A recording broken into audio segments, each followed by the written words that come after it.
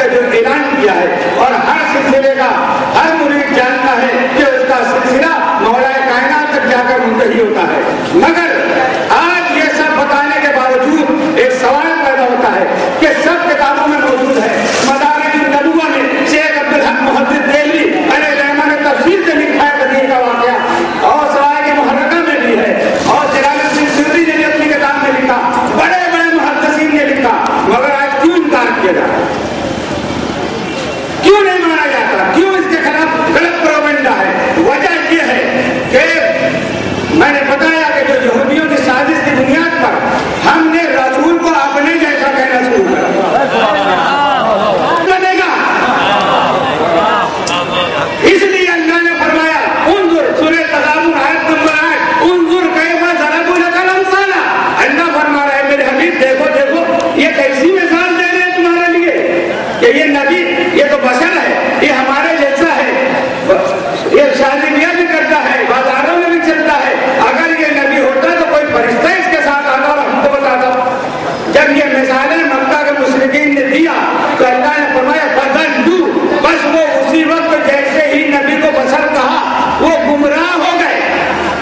اور جب گمراہ ہو گئے تب اللہ فرما رہے فَلَا يَسْتَطِيعُونَ سَبِيلًا، اب میں ان کو سبیل تک پہنچنے نہیں دوں گا، پہنچنے نہیں دے گا.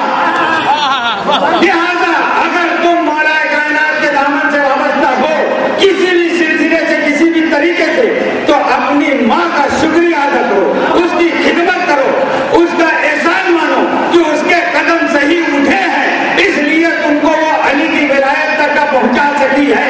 جس کی ماں کے قدم لڑکھا گئے میرے غریب نواز فرماتے ہیں اس کو علی سمجھ میں نہیں آ سکتا.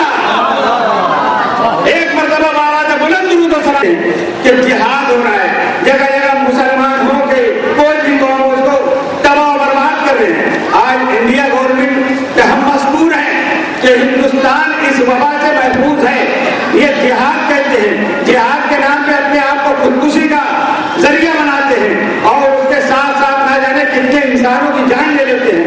پہلے جب یہ رسول کو اپنے جیسا سمجھتے ہیں تو پھر جہادی کہاں رہ گیا؟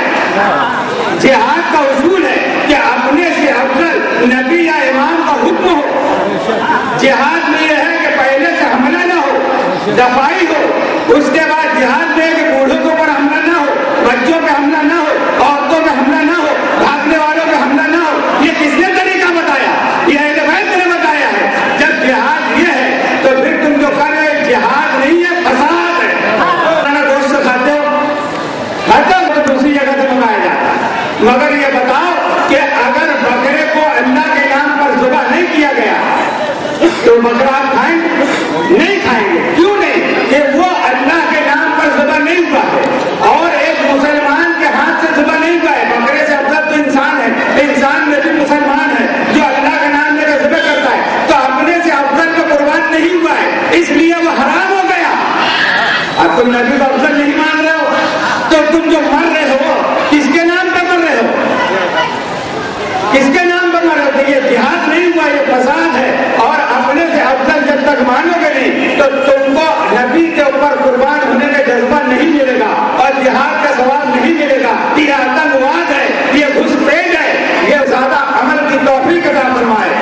اس لیے کہ پروردگار عالم نے ہدایت کے لیے، بس آخری بات میں کہتے ہوئے اپنی بات ختم کرتا ہوں، میرے کو بھی کمی ہے، چھوڑا حضرات بھی ہیں، کہ ہدایت کے لیے اللہ نے آدم علیہ نبی علیہ السلام سے لے کر خاتم النبیین صلی اللہ علیہ